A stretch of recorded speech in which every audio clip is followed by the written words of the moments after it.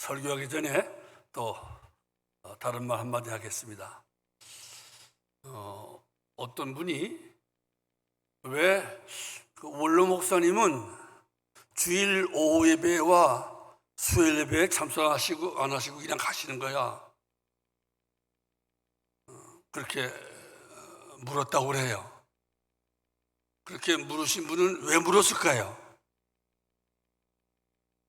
아마 우리 부부에게 무슨 문제가 있나, 몸이 아프신가, 피곤하셔서 참석 못 하시는가, 그래서 궁금해서 물어보실 수도 있고, 또 어떤 분은 목사님이 옛날에는 주일날 오전 예배, 오후 예배, 수요일 예배, 새벽 기도회, 금요 기도회 다 참여하라고 하더니 왜 자기는 빠지는 거야? 그래서 시험이 약간 들어가지고 그렇게 말하는 분이 있을 수가 있어요. 제가 언젠가는 한번 시험에 들지 않도록 해명해야 되겠다 하는 마음을 가졌는데 잠깐 벼르다가 말 못했는데 갑자기 그 생각 났어요. 늙으면 갑자기 생각이 날 때가 많아요. 제가 오주환 목사님 모시기 전에 이대 목사님은 구지영 목사님이 계실 때까지만 해도 오후 예배 잘 참석했습니다. 오전 예배 드리고 점심 같이 먹고 6층에 남전도의 방 혹은 내 방에 가서 우리 남전도의 우리 또래, 1남전도의 또래, 2남전도의 또래와 함께 이야기도 하고 이런저런 해서 이제 시간 지나고 오후 예배 드리고 그렇게 갔습니다. 그러다가 우리 친구들이 저보다 위에 있는 분들과 동료들과 그런 사람들이 그런 말을 해요. 원로 목사님이 되셔서 그 후임 목사가 그렇게 힘들게 그렇게 꼬박꼬박 교회 나가서 앞자리에 앉고, 원로 목사님이 딱 가서 앞자리에 앉고 오전 예배도 참여하고 오후 예배도 참여하고 수요일 참여하고 또 새벽 기도 제일 앞에 앉고, 그러면은 후임 목사님들이 얼마나 힘들어하는데 그걸 모르고 눈치도 없이 이렇게 꼬박꼬박 참여하는 거고, 더구나 김우 목사님은 주일날 한 달에 한 번씩 설교까지 하지 않는가 하고, 원래 목사님 한 달에 한 번씩 설교하는 것도 후임 목사에게는 스트레스가 될 수 있고, 그런데 왜 그렇게 꼬박꼬박 참여하는가 하고, 오히려 우리 또래는 저에게 뭐라고 이제 구박을 하는 분들이 꽤 있습니다. 꽤 있는 게 아니고 한 80%는 그래요. 너무나 그렇게 후임 목사가 힘들게 앞에 앉아서 갖고, 남의 교회 가서 앞에 하는 건 괜찮지만 후임 목사한테 앉아갖고 딱 들어보는 설교를 잘하나 못하나 감시하는 것 같고, 그래서 대개 젊은 후임 목사들은 부담감을 갖는다 그래요. 그래서 저를 막 공격하는 거예요. 그냥 친구니까 그러지 말라고, 후임 목사에 부담 주지 말라고. 자, 그럼 이제 제가 왜 참여하는지 이제 이해하셨죠? 저는 참여하고 싶은데 교인들 시험 들까봐, 아까 무슨 한두 분이라도 목사님이 왜 이렇게 예배에 충실하지 못한가 하고 시험 들까봐 걱정돼서 참여할 수 있는데, 한편으로는 또 우리 또래 그분 다 근거가 있거든요. 그럴 수도 있겠다 싶어서 제가 그렇게 하고 있습니다. 그러니까 널리 이해하시고 시험에 드는 사람이 없기를 바라시고, 누가 시험에 들면은 잘 설명해 주세요. 그래야 제가 또 한 달에 한 번씩 설교도 계속할 수 있는 거 아닙니까? 참 그런 말 나오면 제가 설교도 할 수 없어요. 설교 나온 김에 여러분들 자랑스러워할 게 있어요. 대한민국에 있는 5만 교회 가운데 은퇴한 원로 목사가 80이 넘도록 한 달에 한 번씩 설교하는 교회, 또 뭐 시루나 저우나 후임 목사가 설교해 주세요. 그리고 장로 집사들이 원록 목사님 돌아갈 때까지 설교해 주세요 하고, 아무튼 이렇게 저렇게 해서인지 원로 목사가 한 달에 한 번씩 80 넘어서까지 설교하는 교회는 대한민국 5만 교회밖에, 우리 교회밖에 없을 거예요. 또 나쁘게 말하면 그 5만 교회 가운데 또 주책 부리는 목사는 김은 목사밖에 없다고 말하면 할 말 없지만, 아무튼 나이 많은 은퇴한 목사님들은 아주 부러워해요. 세상에 김 목사는 무슨 복을 타고 나서 80 넘어서까지 설교하는 거야, 한 달에 한 번씩. 부러워하기도 하고, 또 어떤 분들은 야, 그 교회가 참 원로 목사와 후임 목사와 교인들이 참 은혜가 넘칠 모이다. 어떻게 머리허연 80 넘은 목사가 한 달에 한 번씩 설교하는데 그걸 끌어내리지 않고 계속 하라고 하는 거야. 그러니까 참 우리 교회 무슨 교회? 좋은 교회예요. 은혜로운 교회예요. 아무튼 제 혼자 생각이에요. 잘 이해하시고 드시기 바랍니다. 자, 해명을 좀 하고 생각할 때마다 오늘 설교 제목을 우리는 누구이며 어떻게 살아야 되는가. 제가 혹시 설교 좀 빗나가더라도 오늘 주제는 여러분들 기억하세요. 오늘 목사님은 우리들은 지금 누군가, 그리고 우리들은 어떻게 살아야 할까, 그걸 말하고 싶어 하셨다. 근데 중간에도 새버리기도 했다 하고, 여러분들은 정신 차리시고, 제가 정신 잃더라도 여러분 정신 차리고 자, 설교를 들으시기 바랍니다. 자, 오늘은 성경을 한 번씩 보면서 얘기하겠습니다. 성경 가지신 분 다 보시고, 스마트폰을 보신 분도 스마트폰 다 켜시고 성경을 함께 봅시다. 또 유튜브 보지 마시고요. 자, 2장 1절 말은 표준 세번역 성경을 갖고 제가 읽겠습니다. 표준 세번역이 이렇게 됐습니다. 또한 여러분은 범죄와 죄로 죽은 사람들이었습니다. 다시 말하면 우리는 과거에 어떤 사람인가? 우리는 과거에는 어떤 사람인가? 범죄와 죄. 오늘 우리가 갖고 있는 개역 성경에는 허물과 죄입니다. 허물과 죄로 죽었던 사람이었습니다. 그리고 하나님께서 다시 살려주신 사람입니다. 우리는 어떤 사람이에요? 과거에는 죽었던 사람이란 말이에요. 죽었던 사람. 다 과거에는 죽었던 사람이에요. 여기 죽었다는 말은 물론 육신적으로 죽었다는 말이 아니고 영적으로 죽었다 이 말이지요. 영적으로 죽었다는 말은 또 생명이신 하나님과의 관계가 단절된 것. 우리의 생명의 근원되시고 우리에게 생명을 주시는 분은 하나님 아니십니까? 그 하나님과의 관계가 끊어진 것.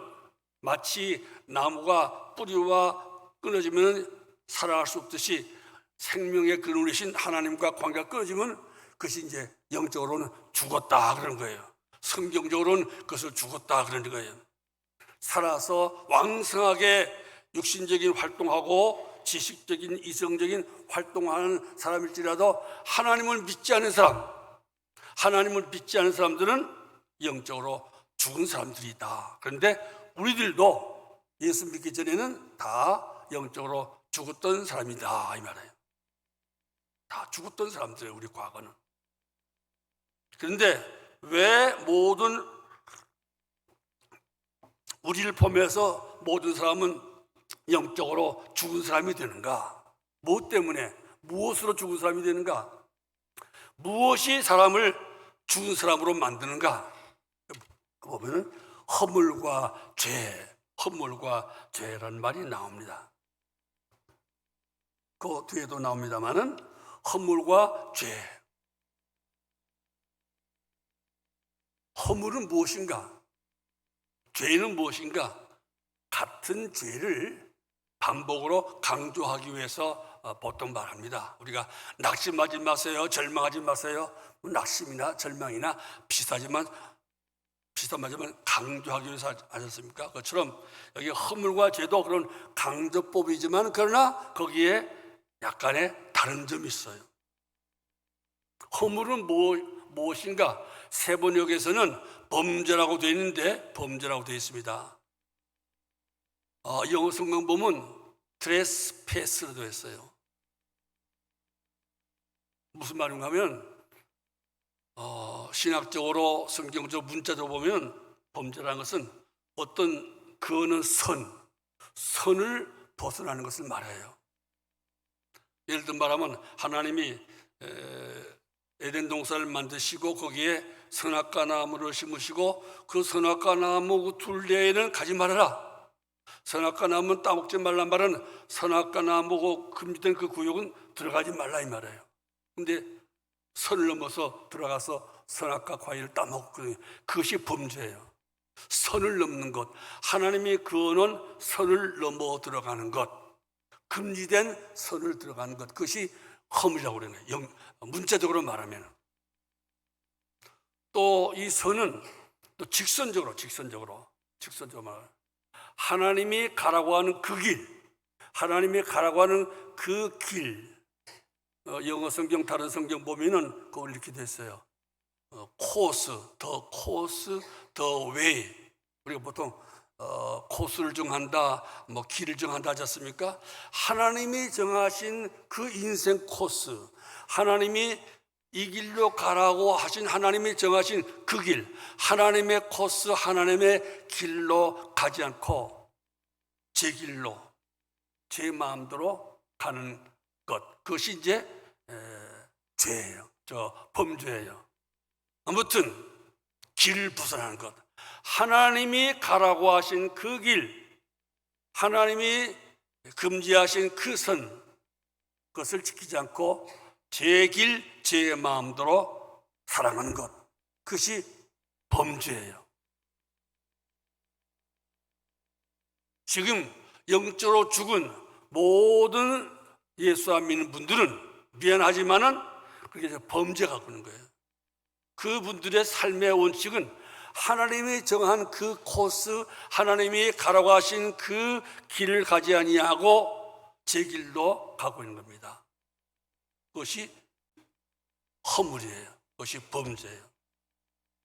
그 다음에 또 하나 인간을 죽게 하는 죄가 뭔가 하면 죄예요. 허물과 죄. 이 죄라고 하는 것은 약간 직선이 아니고 점이에요. 점. 죄라고 하는 말, 이거는 그리스 말로도 한번 알아두면 좋게 제가 자주 하는 얘기인데, 죄라고 하는 말은 그리스어로는 하마르티아라고 그래요. 하마르티아라는 말은 표적을 맞추지 못했다 이 말이에요. 화살을 쏘는 사람이 표적을 보고 쏘는데 그 화살이 표적을 가지 않고 글로 앞으로 가지 않고 가령 뒤로 간다, 그런 일이 없겠지만은 표적을 맞지 않고 엉뚱한 곳을 맞춘다 이 말이에요. 그것이 이제 하마르티아 죄예요. 다시 말하면 하나님이 사람을 만드실 때는 목적이 있었습니다. 하나님이 인간을 만드신 목적은 창세기 1장부터 3장까지 잘 나타났지요. 그걸 아주 요약하면, 첫째는 위로는 창조주 하나님을 경외하고 사랑하며 살라. 둘째는 하나님이 짝지어주신 네 이웃인 아담과 하와. 그때는 두 사람밖에 없으니까 이웃이 아담에게는 하와고 하와에게는 또 아담 아니겠습니까? 지금은 우리 앉아있는 우리 이웃들이 많지만은 아무튼 네 이웃을 사랑하고 아끼고 그러면서 살아가라. 그것이 둘째 하나님의 명령이었습니다.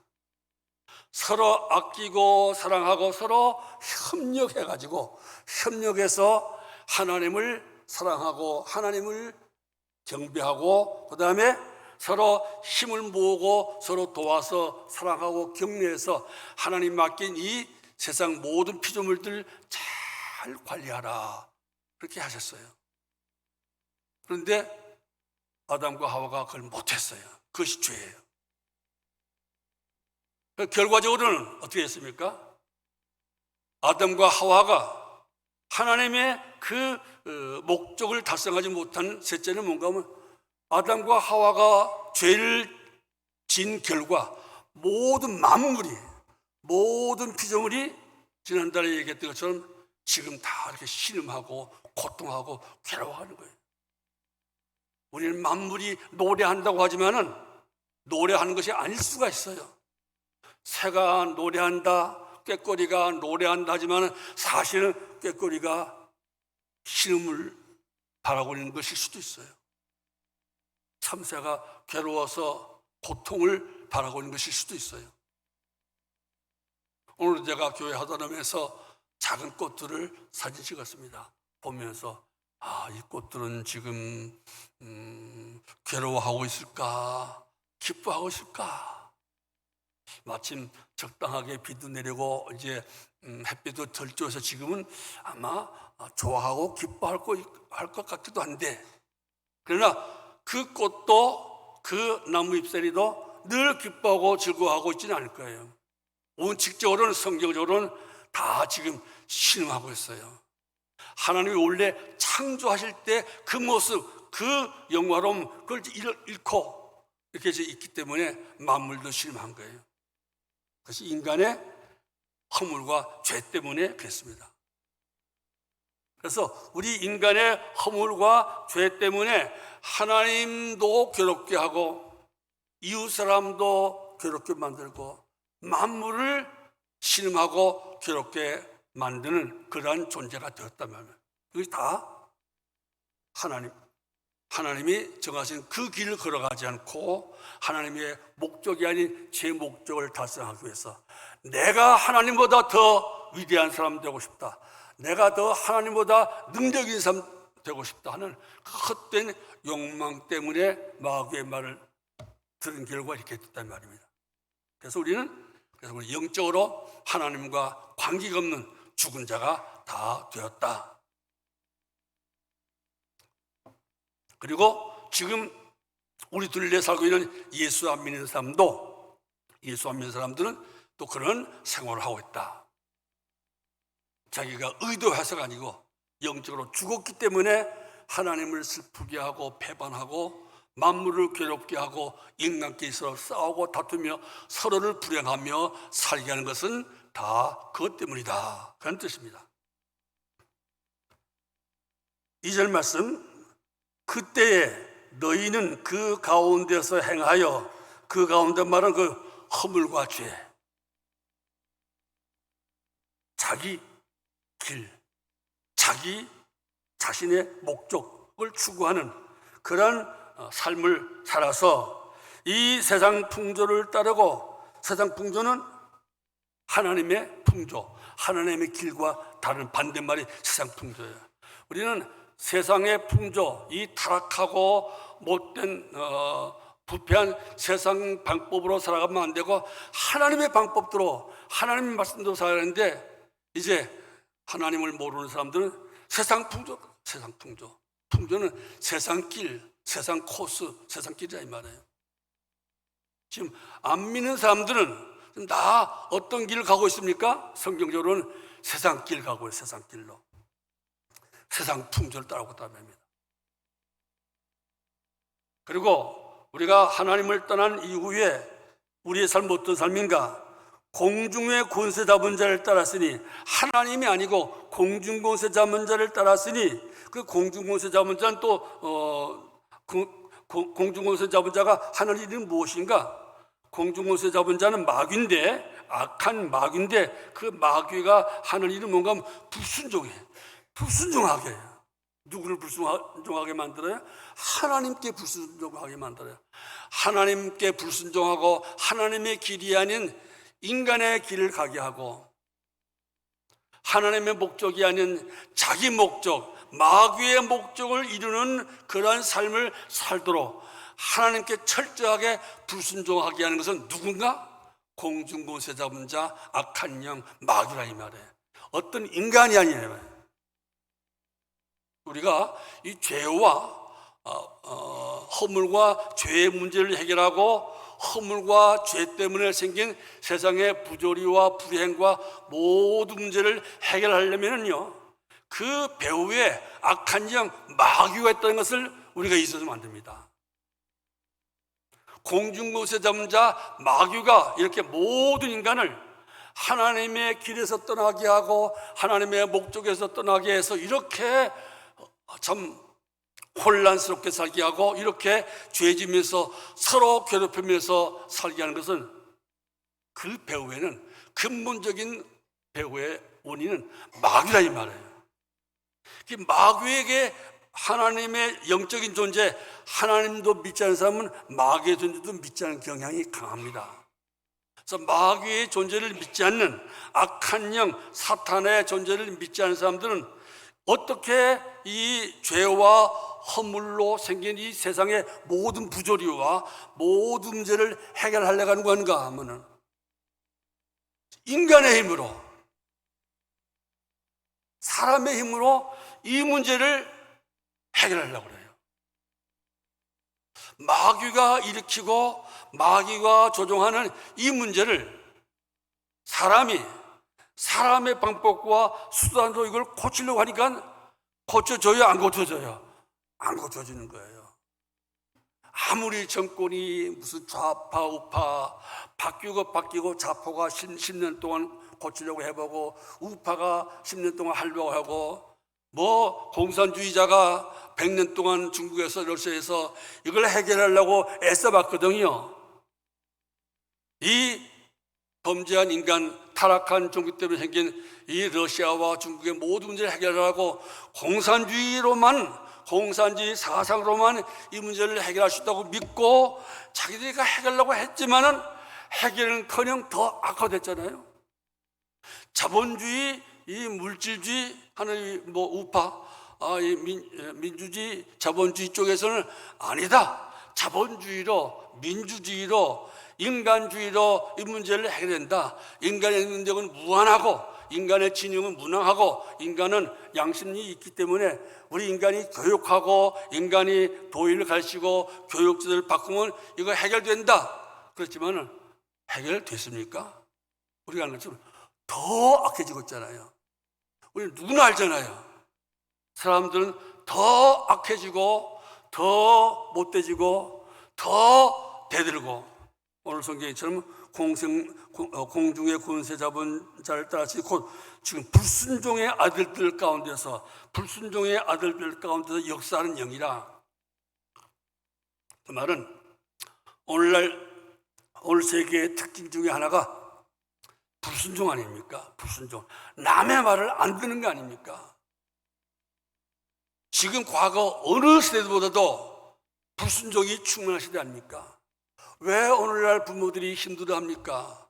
왜 오늘날 젊은이들이 결혼하지 않으려고 합니까? 왜 아이를 낳으려고 하지 않습니까? 아이를 낳으면 이게 말을 안 듣거든. 말을 안 듣는 그 모습을 TV에서 계속 보여줘요. 또 계속 연습방송에 나가요. 얼마나 이 사람 새끼들이 말을 안 듣는가.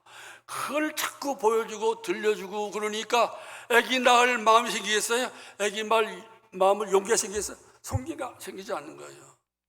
또 많은 사람이 이걸 고쳐본다고 베레벨런 금쪽 같은 내 새끼 강사가 나와가고 무슨 강사가 와서 베레벨런 거 다 얘기하는데 안 되잖아요. 개들의 왕 뭐 강아무개가 나와서 개들 훈련시키는 것처럼 개들 변화시키는 것처럼 몇 번 발로 툭툭 차고 이거 뭐죠? 목줄 탁탁 당겨서 고칠 수만 있으면 얼마나 좋겠어요. 근데 사람 새끼는 개새끼가 아니잖아요. 계속 어긋자 놓잖아요. 그리고 다 좀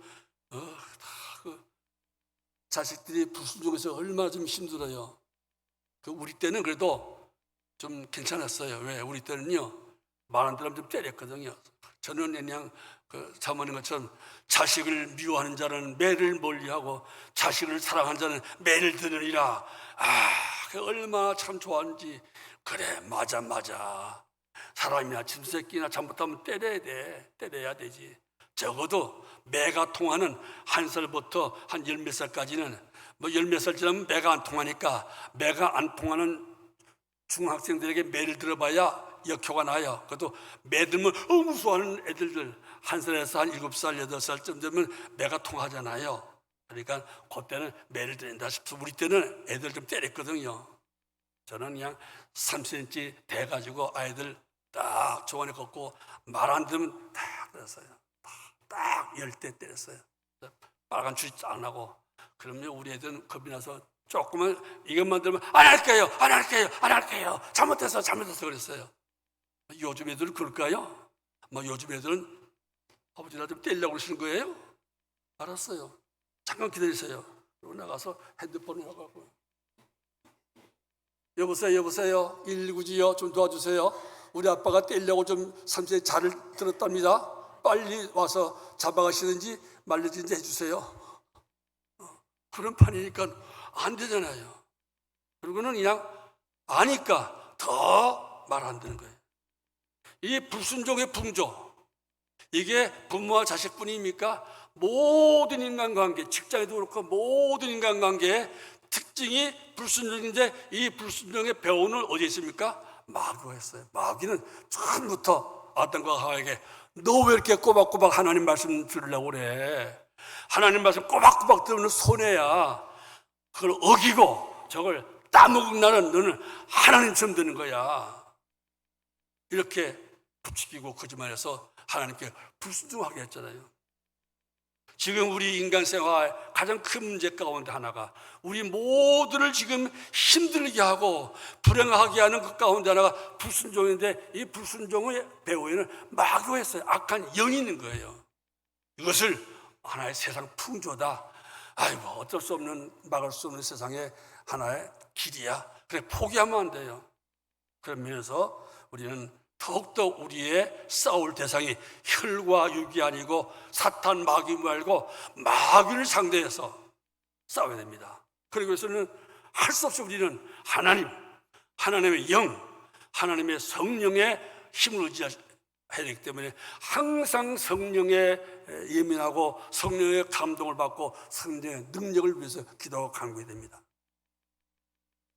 다른 교육 방법, 다른 방법을 찾아보기보다는 영적인 문제니까 하나님을 더 향해서 기도하고 간구해야 됩니다. 그래서 이렇게 모든 인간들은 이렇게 자아와 다른 사람을 다 괴롭히고 또 만물을 괴롭히고 하나님도 괴롭히는 그러한 원치 않는 삶을 살아서 3절 보니까 우리가 다른 이들과 같이 본질상 진노의 자녀였더니, 진노를 이렇게 하나님 불순종하고 지 마음대로 지 욕심대로 정욕대로 살아서 우리가 하나님의 진노를 받을 수밖에 없었다 이 말입니다. 그러니까 인간이 행복할 수가 있을 수가 있나? 불행할 수밖에 없죠. 자, 그 다음에 4절 5절은 다 같이 한번 읽어봅시다. 제가 성경 가운데 제일 좋아하는 성경 가운데 몇 가운데 하나가 에베소 2장 4절 5절입니다. 그러니까 한번 왜 이렇게 좋아하는가 한번 생각하시고 따라 보시기 바랍니다. 4절로도 다 같이 시작. 긍휼이 풍성하신 하나님이 우리를 사랑하신 그 큰 사랑을 인하여 허물로 죽은 우리를 그리스도와 함께 살리셨고 너희는 은혜로 구원을 받은 것이라. 제가 이 4절 5절을 특별히 좋아하고 그런 것은 여기에 제가 좋아하는 단어가 나와요. 제가 좋아하는 하나님, 제가 하나님이 이런 하나님이었으면 좋겠다 생각하는 그 하나님의 가장 좋은 성질을 나타내는 세 가지 단어가 있어서 이 성경을 좋아합니다. 그리고 제가 이 세 가지 단어 때문에 내가 오늘날 구원받고 오늘날 영생을 얻게 됐기 때문에 이 성경을 좋아합니다. 그럼 첫째, 거기 긍휼이 풍성한 긍휼, 그 다음에 우리를 사랑하신 그 큰 사랑, 풍성하신 긍휼, 그 큰 사랑, 그 다음에 가로 열고 거기는 너희가 은혜란 말이다. 은혜. 근데 은혜란 말에 그 7절에 보면 은혜의 지극히 풍성함, 하나님 은혜는 풍성한 은혜예요. 그러니까 풍성한 긍휼, 세 번역에서는 긍휼을 자비라고 번역해요. 자비란 말이 더 성경의 그 원어 성경에 가깝다고는 생각돼요. 그래서 긍휼보다는 자비라가 더 옳다고, 더 옳아 보여요, 제가 보기에는. 아무튼 하나님은 어떤 분인가? 긍휼이 풍성하신 분이에요. 또 사랑이 크신 분이에요. 또 자비가 풍성한 분이에요. 그래서 우리가 구원받은 거예요. 그래서 저는 이 성경 말씀을 좋아해요. 요 하나님의 성질 나타낸 세 가지 단어를 제 나름대로 순서를 이렇게 정하면 첫째는 사랑입니다. 하나님은 큰 사랑이신 분이다. 사랑이 크신 분이다. 그 사랑이 큰 하나님, 사랑이 크니까 그 큰 하나님이 우리 인간을 보시는 거예요. 비록 하나님의 말씀을 어기고 하나님의 목적을 저버리고 제 목적, 제 길을 걸어갔지만은 하나님이 만든 하나님 자식이기 때문에 하나님이 자기 형상대로 만든 그 인간을 사랑할 수밖에 없는 거예요. 너무나 크게 사랑하는 거예요. 너무나 크게. 죄졌지만은 제 목적대로 제 욕심도 사랑하지만 그래도 내가 사랑하는 인간들인데 그 사랑의 하나님은 그 인간을 미워할 수가 없는 거예요. 부모가 자식을 미워할 수 없는 것처럼 혹은 부모는 자식을 미워할 수 있을지라도 하나님은 사람을 미워할 수 없어요. 미워할 수 없는 인간이에요. 근데 이게 이렇게 사랑스러운 인간을 이렇게 보니까 하나님이, 그런데 인간이 그 죄 때문에 저렇게 불행하게 사니까, 저렇게 괴로우며 사니까, 서로 괴롭히고 서로 미워하고 저렇게 힘들게 사는 거 보니까 그 하나님 마음에 어떤 마음이 생기게? 그게 긍휼이에요. 불쌍하다. 아이고, 불쌍한 것들. 아이고, 불쌍한 것들. 눈물이 날 정도로 불쌍한 마음이 드는 거예요. 불쌍한 마음, 불쌍한 감정. 그런데 왜 세번역에서는 그걸 자비라고 바꾸는가? 긍휼은 한문으로 보면 불쌍히 긴다. 불쌍히 긴다. 불쌍히는 감정으로 끝나요. 근데 자비는 한문으로 보면은 그 원어 성경에 맞게 됐어요. 그냥 불쌍히 여기는 것이 아니고 불쌍히 여기는데 아이고 안 됐다. 아이고 그냥 그게 불쌍히 여기라면 자비는 너무 불쌍하구나. 내가 뭐 좀 도와줄 일이 없을까? 뭔가 그 불쌍한 사람을 도와주고 싶은, 그 슬픔을 좀 덜어주고 싶은, 그 난관을 좀 벗어나게 하고 싶은, 내가 뭐 할 게 없을까? 뭐 하고 싶은 마음까지 포함되던 의지, 도와주고 싶은 의지까지 포함시키는 단어가 자비예요. 자비. 가령 누가 불쌍한 사람이 있다 그러면 불쌍하다 하고 그냥 아이고 한숨, 아이고 우리 한 사람하고 둘이 어디 가다가 어떤 노인들이 지난번에 병원 가다가 어떤 할머니들이 그 할머니가 이아카의 그 폐지를 산더만만큼 쓸고 70 넘지 80 넘지 그거 끌고 가니까 동생들 아이고 딱하네. 아이고 저게 참 얼마나 힘들까. 예, 그게 긍휼이에요. 사랑은 긍휼히 여기는 거예요. 그런데 자비는 진짜 자비는 차를 멈추고 내려가서 요즘에 뭐 유튜브에 나온 것처럼 가서 거기 뭐 우산을 씌워주고 할머니 고생하셨네요. 하루에 그 뭐 얼마 벌어요? 3,000원 벌지. 폐지팔면 하루에 3,000원이야. 그럼 앞으로요 제가 3만 원 들 테니까 10일 동안은 일하지 마시고 푹 쉬세요 하고 3만 원을 주는 거. 그게 자비예요. 자비.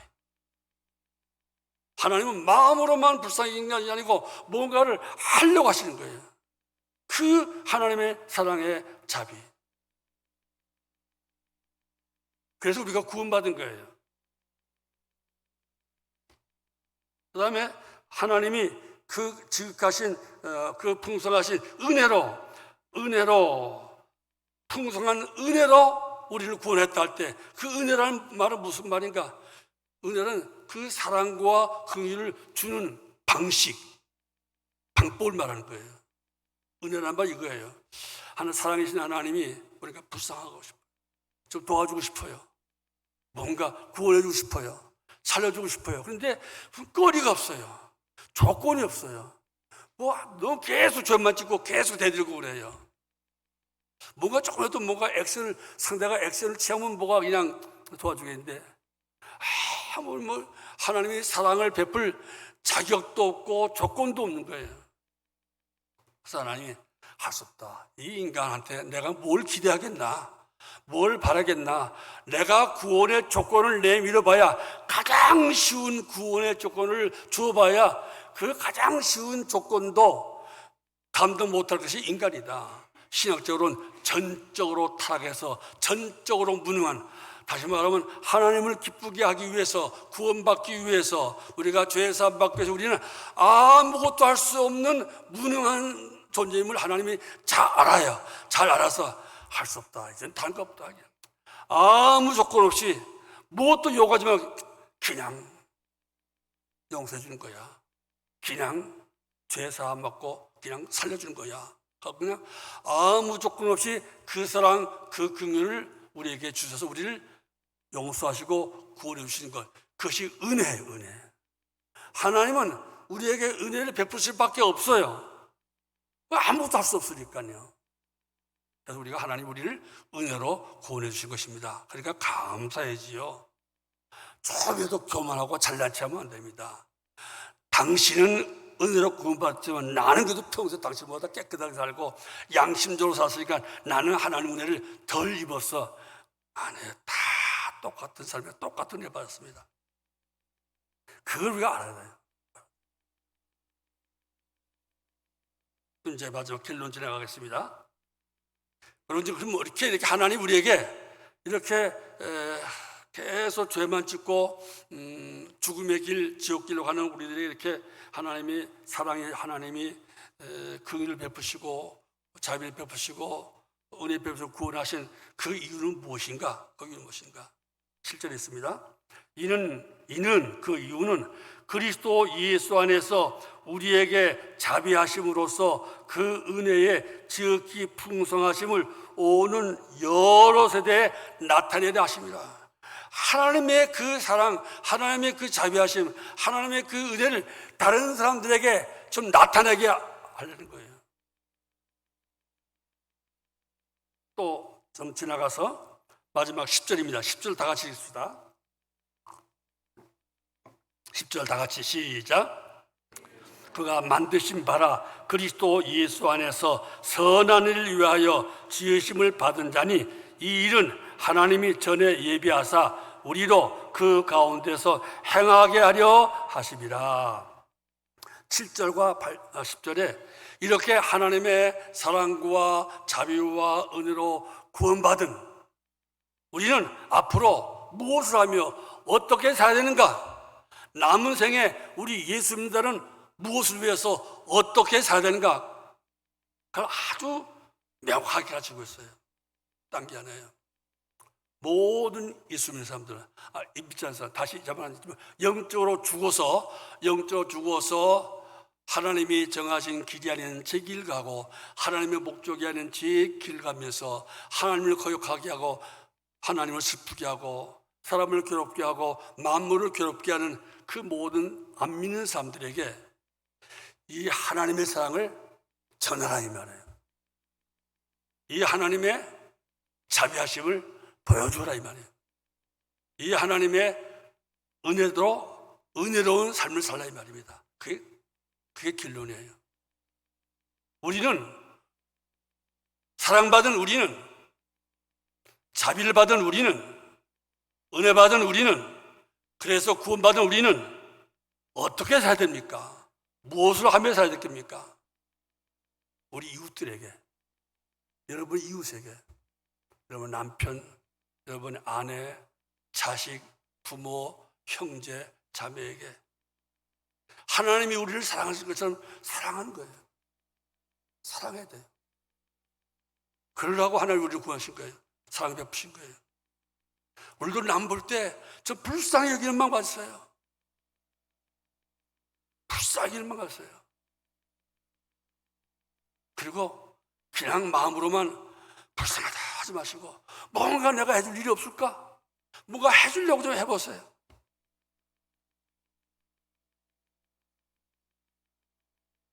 그리고 아무 조건도 없이 그냥 그렇게 사랑하세요. 실천하세요. 그렇게 해서 하나님의 사랑을 보여주고 하나님의 긍휼을 보여주고 느끼게 하고 하나님의 자비가 무엇인지를 알게 하고 하나님의 그 은혜를 끼쳐 주어서 그 사람 마음에 나도 그 하나님 믿고 싶다, 나도 그 하나님 사랑받고 싶고 그 은혜 받고 싶고 그 자비를 알고 싶고 그런 마음이 생기게 하는 거예요. 그것이 전도하는 거예요. 이제부터 노방전도 다시 한다는데 참 고맙고 감사한 일입니다. 정말 축복하고 또 고마운 마음 같습니다. 그런데 이것이 있어야 돼요. 근본적으로 이 하나님의 이 사랑과 긍휼과 자비와 은혜를 그 마음을 가지고 내가 사랑을 베푸는 사람, 하나님의 사랑을 보여주고 하나님의 긍휼을 좀 나타내고 좀 자비로운 사람 되고 은혜로운 사람, 까다롭지 않고 까다롭지 않고 자꾸만 조건을 내걸고 자꾸만 무슨 문제를 내주고 그냥 무난하게 그저 은혜스럽게 이웃과 이렇게 살아가면 얼마나 좋겠습니까? 예수 믿는 그렇게 상대하다가 툭 한번 예수 믿어보시지요. 그렇게 하면 교회 나와보시지요. 그게 전도의 가장 좋은 방법이 아닌가 생각됩니다. 다시 한번 강조합니다. 하나님께서 이렇게 우리에게 그 큰 사랑의 하나님이 그 풍성하신 자비와 은혜를 베풀어서 이런과 나 같은 못되고 흉악한 사람도 구원받아서 하나님의 자녀가 되었습니다. 이제 우리가 할 일이 무엇입니까? 저는 아주 단순하게 합니다. 그 받은 하나님의 사랑을 이웃에게 실천하는 것, 그 하나님의 자비하심을 이웃에게 나타내는 것,